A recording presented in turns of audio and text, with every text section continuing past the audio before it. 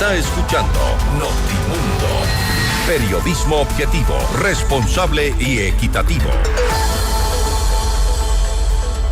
En las últimas horas se reportaron 4 muertos en la cárcel de Turi, en Cuenca. La violencia no cesa al interior de las cárceles del país. También hay una crisis sanitaria, déficit de agentes penitenciarios, todo como parte de un sistema que muchos dicen podría haber colapsado. La noticia requiere profundidad. En Notimundo están los protagonistas de la noticia. Nos acompaña a esta hora Daniela Oña, ella es experta en seguridad. Daniela, muy buenas noches y gracias por acompañarnos. Le saluda María del Carmen Álvarez y Fausto Yepes. Buenas noches, María del Carmen, Fausto, un gusto estar en este espacio. Daniela, ya lo ha escuchado, la situación en las cárceles del país sigue siendo crítica. Hemos visto lo que ha pasado ahora en Turi, lo cual deja en evidencia el poco control que se mantiene en el sistema carcelario en el país. ¿Qué debe hacer el gobierno para que haya un verdadero cambio? Porque si se sigue en el mismo rumbo, si se sigue manejando tal como se lo está haciendo, los resultados van a seguir siendo exactamente los mismos que estamos viendo los ecuatorianos. Sí, justamente, María del Carmen, quisiera tomar las palabras que Fausto señaló. Parece que el sistema ha fallado. Yo creería y que lo correcto es decir que el sistema colapsó, que tenemos un sistema de rehabilitación social totalmente fallido. Y creo que aquí hay que tener claridad en 2 cosas, ¿no? Lo primero es que lo que está sucediendo en las cárceles no debería verse solamente desde una perspectiva de seguridad, sino también desde lo que sucede con el sistema de rehabilitación. Lo más inmediato, digamos, las noticias que llegan lo más pronto y los cuestionamientos están relacionados con el control que puede tener el gobierno sobre el tema de seguridad. Pero creo que también es importante ver otras situaciones que son aún más graves y que ponen en foco el tema del sistema de rehabilitación, como por ejemplo las denuncias que se han hecho sobre las muertes por tuberculosis, por falta de atención, por falta de alimentación debida, ¿no?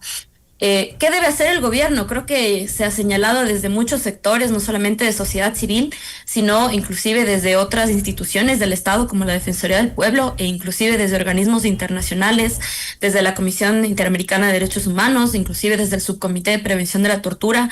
En varias ocasiones, lo primero, como el primer paso, es tener una institucionalidad que no responda solamente desde una perspectiva de seguridad, sino desde una perspectiva de rehabilitación.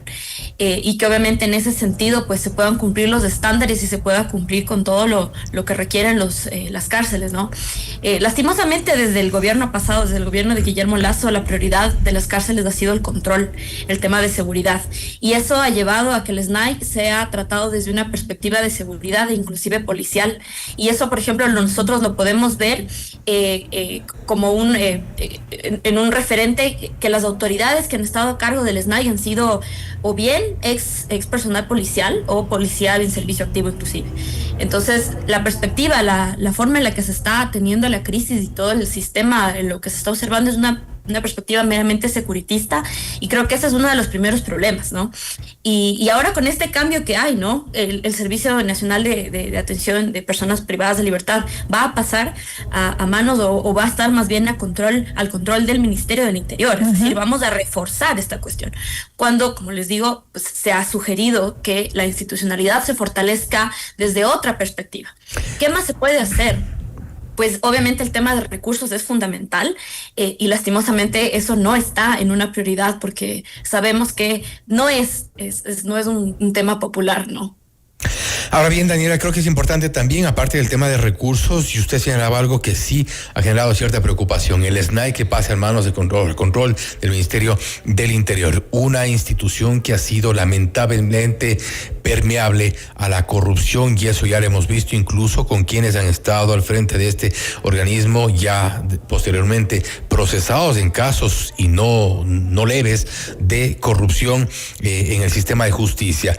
El sistema como tal debería cambiar, pero quizá lo que usted ha planteado, este no es el camino. El SNAI bajo el control del Ministerio del Interior, ¿cuál podría ser entonces una alternativa? Porque hemos visto intentos lamentablemente fallidos de crear un comité de crisis carcelaria, fallido, incluso ahí también hubo, se logró involucrar a una persona que posteriormente estaba procesada. Hemos visto también intentos por controlar con militares. Hemos puesto también a altos militares, supuestamente expertos en inteligencia, a comandar el sistema carcelario. Tampoco ha funcionado. ¿Cuál debería ser el camino? Es que justamente esa es la cuestión, ¿no? Ese ha sido el problema, seguir tratándolo como un problema de seguridad. La solución, creo yo, el camino es tener una institucionalidad que no sea además coyuntural, sino que sea una institucionalidad permanente, que trabaje más desde un sentido de la ejecución penal, porque hay que recordar que las cárceles son parte del sistema de rehabilitación social, son un elemento, no lo es todo, pero están más cercanas al sector justicia que al sector de seguridad. Entonces, debería crearse, podemos llamarlo Ministerio de Justicia, no sé, Ministerio de Rehabilitación Social, pero desde una perspectiva de la ejecución penal, considerándolo de una forma integral, no solamente desde la mera administración de las cárceles, que es lo que parece que ha sucedido, y ni siquiera la administración, sino del control de lo que sucede en el interior, y más bien desde una perspectiva de inclusive prevención del delito. Esto es algo que quizás, como digo, no es un tema popular, ¿no? Y quienes nos escuchan, pues seguramente pueden cuestionar y decir, ¿para qué necesitamos más institucionalidad, más instituciones, más ministerios de esto? Si al final esta población cometió un crimen, debería estar ahí, debería estar pagándolo. Hay que recordar que un gran porcentaje de las personas que están privadas de libertad en algún momento van a salir, y que eso es cuestión de tiempo, y que lo que nosotros deberíamos pensar es que en esas personas que en algún momento van a salir deberían estar rehabilitadas y que no deberían volver a cometer delitos. Esta es una forma de prevención del delito, ¿no? Y en muchos países creo que ha sido un éxito para prevenir y para erradicar el delito. Ahora, el sistema de rehabilitación social. Daniela, justamente, ¿qué deberíamos copiar exactamente de esos países que usted dice?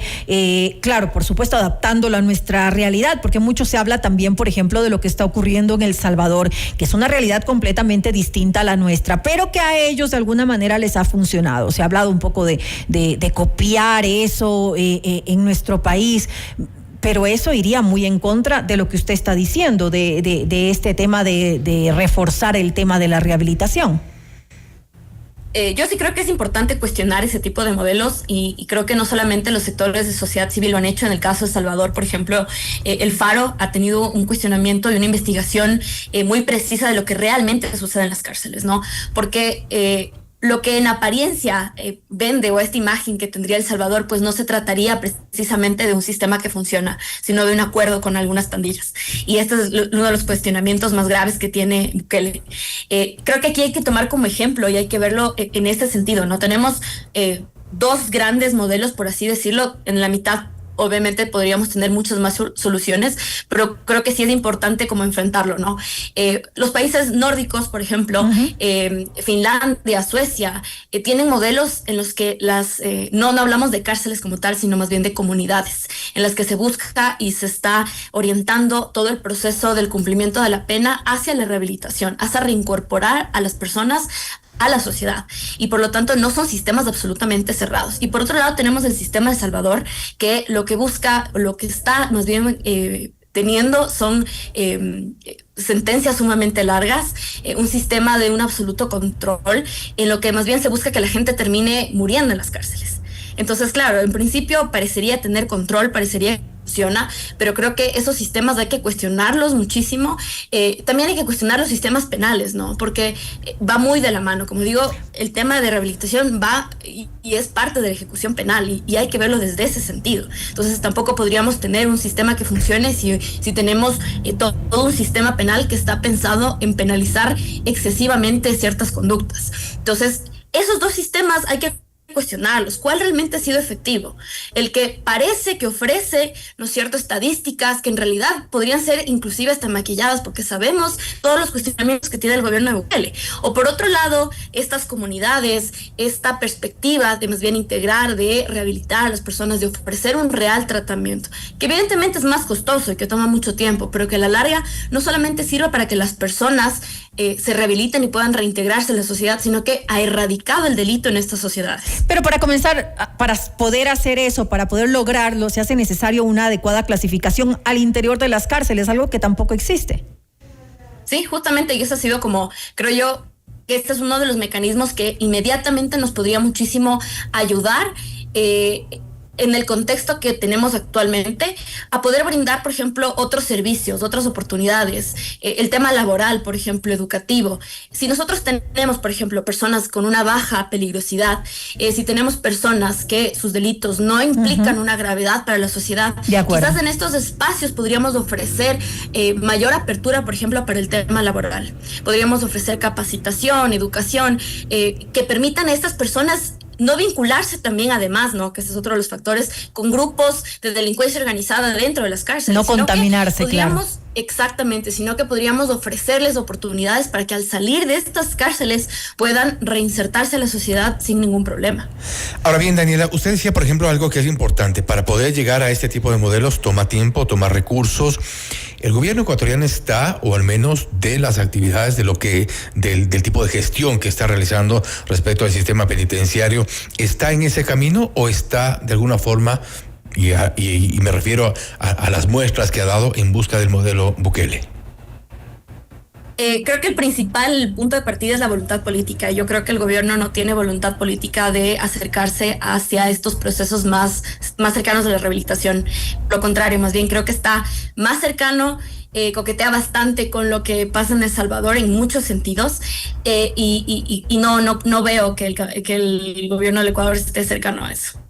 Ahora, algo también importante, Daniela, es el tema de la corrupción latente que existe en el sistema carcelario, la ineficiencia también. Resulta preocupante esto. Ya hemos visto algunos casos, esas fugas que se han dado, por ejemplo, alias Fito, alias Fede.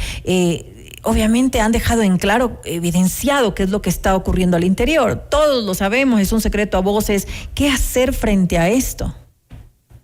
Esta es otra de las cuestiones que se señaló cuando los militares recién iban a iniciar, ¿no? Y hubo graves cuestionamientos a la sociedad civil por cuestionar justamente. Y claro, sociedad civil sí planteó desde un inicio que no era solamente un temor, sino que internacionalmente, digamos, las experiencias de otros países mostraban estadísticas en las que efectivamente meter a personal militar implicaba graves riesgos. Y lastimosamente el tiempo ha pasado y ahora tenemos estadísticas y resultados que nos muestran justamente esto. Pero la corrupción no solamente por parte de los militares. Claro que sí, digamos, el problema de corrupción, a ver, es un problema sumamente estructural, ¿no? Es un problema muy grave.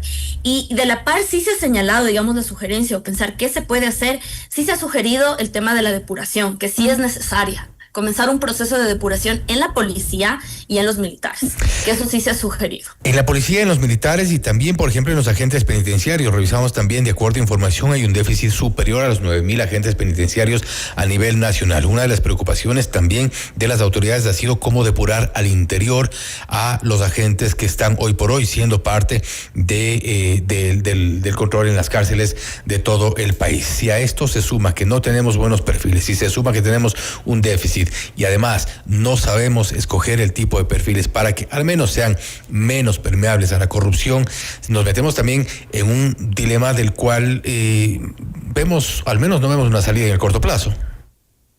No, en el corto plazo más bien creería yo que las cuestiones se van a agravar y ya lo están haciendo. La Defensoría del Pueblo ha levantado algunos informes en este año, en marzo del 2025, en los cuales realizando seguimiento, ¿no?, a acciones judiciales, constitucionales, identifican que ya no solamente son ciertos problemas, sino que inclusive ya existen denuncias de graves violaciones a derechos humanos, desapariciones forzadas, tortura y otros delitos relacionados. Entonces es grave en realidad, y creo que lo que podría pasar a corto plazo inclusive puede empeorar todavía. Entonces justo por eso decía, no solamente que ha fallado, no está fallido, o sea, colapsó totalmente este sistema.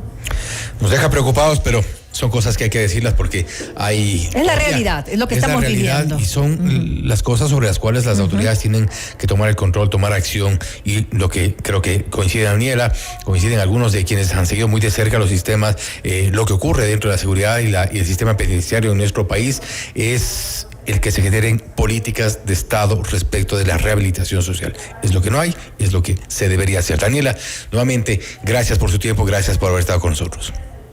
Con todo gusto. Una buena noche para todos.